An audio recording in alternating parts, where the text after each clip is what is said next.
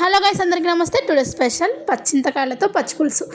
ఈ పచ్చింతకాయలు తీసుకొని ఫ్రెష్గా కడిగేసుకొని ఈ విధంగా మధ్యలోకి చుంచి కొద్దిగా వాటర్ యాడ్ చేసుకొని వీటిని బాయిల్ చేసి పక్కకైతే పెట్టేసుకోవాలండి.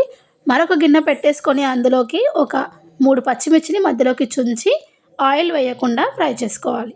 చూడండి, ఈ విధంగా కాల్చుకోవాలి. నిప్పులు ఉంటే పొయ్యి మీద కాల్చుకొని చేసుకుంటే ఇంకా టేస్ట్ అనేది బాగుంటుంది. నిప్పులు లేవు కాబట్టి నేనైతే ఈ విధంగా ఒక గిన్నెలో వేడి చేస్తున్నాను. ఆయిల్ అనేది అస్సలు వేయకూడదు. ఈ విధంగా వేయించుకొని కొద్దిగా సాల్ట్ వేసి బాగా ప్రెస్ చేస్తూ సాల్ట్లో కలిసే విధంగా కలిపేసుకోవాలి. మీరు కావాలంటే చింతకాయలు ఉడికించి పక్కకు పెట్టుకున్నాం కదా, అందులో కూడా పచ్చిమిర్చి కొద్దిగా సాల్ట్ వేసి స్మాష్ చేసుకుంటే సరిపోతుంది. కానీ నేను సపరేట్గా చేసుకున్నాను. మీరు ఇందులో వేసి కలిపేసుకున్నా సరిపోతుంది.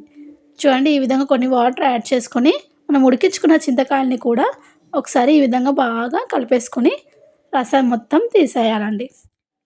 తీసి మనము ముందుగా కలిపెట్టుకున్నాం కదా పచ్చిమిర్చిలో, ఈ రసాన్ని మొత్తం యాడ్ చేసుకోవాలి. మీకు ఎంత పులుపు కావాలో అంత అడ్జస్ట్ చేసుకుంటూ వాటర్ అయితే యాడ్ చేసుకోండి. పులుపు ఎక్కువగా వద్దనుకుంటే వాటర్ అనేది ఎక్కువగా వేసుకోండి. ఈ విధంగా కలుపుకొని ఒకసారి పులుపు చెక్ చేసుకొని వాటర్ అనేది యాడ్ చేసుకోండి. ఇప్పుడైతే పోపు పెట్టేసుకుందాం. ఈ పోపులో 2 చెంచాల నూనె వేసుకొని 1 స్పూన్ జీలకర్ర, 1 స్పూన్ ఆవాలు వేసి దూరగా వేయించుకొని 2 పచ్చిమిర్చి, 2 ఎండుమిర్చి వేసుకొని ఒక్కసారి కలిపేసుకోవాలి. ఈ విధంగా కలిపేసుకొని ఓన్లీ వెల్లుల్లి రెబ్బల్ని కచ్చపచ్చగా దంచి యాడ్ చేసుకొని కొద్దిగా కరివేపాకు, కొద్దిగా కొత్తిమీరని కూడా వేసి చిటపటలు ఆడేంత వరకు ఫ్రై చేసుకోండి. ఒక్కసారి అయితే కలిపేసుకుందాం. ఈ విధంగా కలిపేసుకొని 1 టేబుల్ స్పూన్ పసుపు అయితే యాడ్ చేసుకుందాం. ఈ విధంగా పసుపు యాడ్ చేసుకొని మరొకసారి కలిపేసుకుందాం. ఎప్పుడైనా టమాటా చారు చేశాను, ఎండు చింతపండుతో పచ్చిపులుసు చేశాను, కానీ పచ్చింతకాయలతో ఫస్ట్ టైం అండి.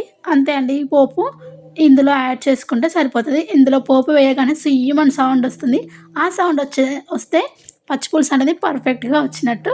ఇప్పుడైతే మనం ఆనియన్ని సన్నగా తురుముకొని పైనుంచి వేసుకుంటే ఎంతో టేస్టీ అయిన పచ్చింతకాయల పచ్చిపులుసు రెడీ అయిపోయిందండి.